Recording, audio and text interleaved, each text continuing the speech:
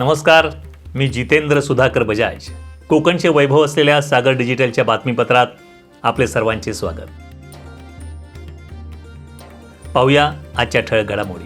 ठाणे जिल्ह्यात बेकायदेशीर शस्त्र बाळगणाऱ्या विरोधात मोहीम. माझी नार्को टेस्ट करून आरोप सिद्ध झाल्यास राजकारणातून संन्यास घेईन. विकास गोगावले यांचे स्पष्टीकरण. सुनील तटकरे यांना महायुतीचा खासदार म्हणून दिल्लीत पाठवण्यासाठी ताकदीने कामाला लागा. प्रवीण दरेकर यांचे रायगडकरांना आवाहन. आता पाहूया सविस्तर बातम्या. निवडणुकीच्या पार्श्वभूमीवर 15 दिवसाच्या कालावधीत ठाणे जिल्ह्यात ठिकठिकाणी केलेल्या कारवायांमध्ये बेकायदेशीर शस्त्र बाळगल्याप्रकरणी एकूण 155 गुन्हे दाखल करण्यात आले असून 138 जणांना अटक करण्यात आली आहे. या कारवाईत 11 पिस्तल, 2 रिव्हॉल्व्हर, 9 गावठी कट्टे, 1 एअरगन असा एकूण 7,29,000 रुपयांचा मुद्देमाल जप्त करण्यात आला आहे. तसेच 6 लाखांची 48 जिवंत काडतुसे जप्त केली आहेत.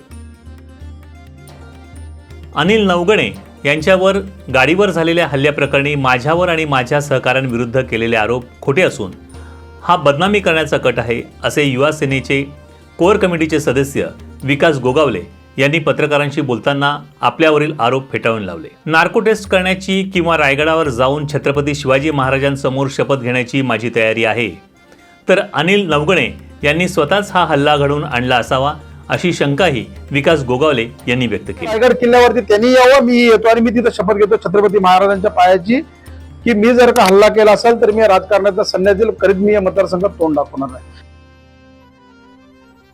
भाजपने महाराष्ट्रात लोकसभा क्षेत्रनिहाय निवडणुकीच्या दृष्टीने निरीक्षक पाठवले असून महायुतीतील घटक पक्षांचे समन्वय आणि निवडणुकी संदर्भात मार्गदर्शन करणे, पुढील दिशा ठरवणे असे या दौऱ्याचे स्वरूप आहे. या मोहिमेअंतर्गत भाजप विधान परिषदेचे आमदार प्रवीण दरेकर हे निरीक्षक म्हणून रायगड लोकसभेच्या दौऱ्यावर असताना घेतलेल्या पत्रकार परिषदेत रायगडमधून पुन्हा एकदा सुनील तटकरे यांना लोकसभेत महायुतीचे खासदार म्हणून दिल्लीत पाठवण्यासाठी ताकदीने कामाला लागा असे आवाहन केले. सागर डिजिटलवर बातमीपत्र सुरूच राहील, मात्र अल्पशा विश्रांतीनंतर.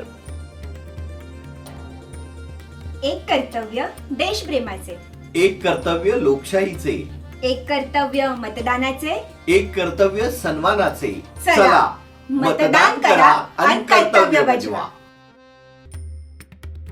सागर डिजिटलच्या बातमीपत्रात आपले पुन्हा स्वागत. ऐन लोकसभा निवडणुकीच्या तोंडावर शिवसेना उभाटा गटाला खिंडार पडले असून इंदापूर येथे महायुतीचे उमेदवार सुनील तटकरे यांच्या उपस्थितीत निळज सरपंच द्वारकानाथ उभारे यांच्यासह इतर पदाधिकाऱ्यांनी आणि ग्रामस्थांनी राष्ट्रवादी काँग्रेस पक्षात प्रवेश केला.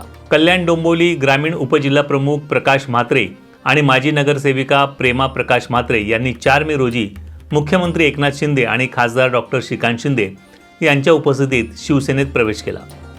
यापूर्वी शिवसेना उभाटा गटातील शहर प्रमुख विवेक खामकर यांच्यासह अनेक पदाधिकाऱ्यांनी शिंदे गटात प्रवेश केला होता. खऱ्या शिवसेनेमध्ये आज तालुका प्रमुख प्रकाश म्हात्रे, प्रेमाताई म्हात्रे नगरसेविका आणि आपले केशव पाटील, बाकी इतर सर्वजण पदाधिकारी, शाखा प्रमुख आज शिवसेनेमध्ये सामील झालेले आहेत.